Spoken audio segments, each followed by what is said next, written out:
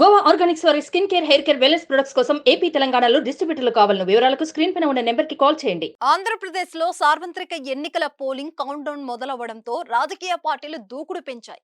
గడువు సమీపించింది. ఎన్నికలకు ఎంతో సమయం లేదు. ఇంకో 8 రోజులు మాత్రమే వ్యవధి ఉంది. ఈ నెల 13న రాష్ట్ర వ్యాప్తంగా 175 అసెంబ్లీ, 25 లోక్సభ నియోజకవర్గాలకు ఒకే రోజున పోలింగ్ ప్రక్రియ పూర్తవుతుంది.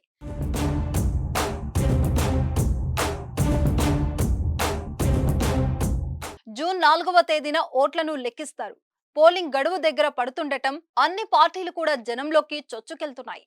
ఇంటింటి ప్రచారాన్ని చేపట్టాయి. కీలక నియోజకవర్గంలో కాంగ్రెస్ పార్టీ సైతం తన ప్రచార ఉధృతిని పెంచింది. ప్రత్యేకించి రాయలసీమ జిల్లాలో కాంగ్రెస్ తన ఉనికిని చాటుకునేలా కనిపిస్తుంది. కడప లోక్సభ అభ్యర్థిగా పోటీ చేస్తున్న పిసిసి అధినేత్రి వైఎస్ షర్మిల తన సొంత జిల్లా నియోజకవర్గంపై దృష్టి పెట్టారు.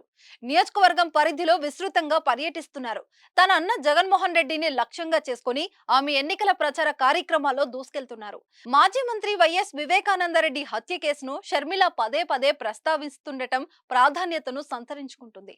ఈ క్రమంలో షర్మిలపై కడప జిల్లా బద్వేలులో కేసు నమోదైంది. వివేకానందరెడ్డి హత్య ఘటనపై ఎలాంటి కామెంట్ చేయకూడదంటూ కడప న్యాయస్థానం ఆదేశాలను జారీ చేసినప్పటికీ ఆమె అదే అంశాన్ని ప్రస్తావిస్తుండటం దీనికి కారణమైంది.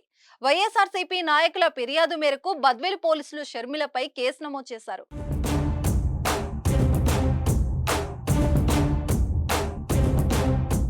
సుమన్ టీవీలో మీ పర్సనల్ అండ్ బిజినెస్ ప్రమోషన్స్ కోసం కింది నెంబర్కి కాంటాక్ట్ చేయండి.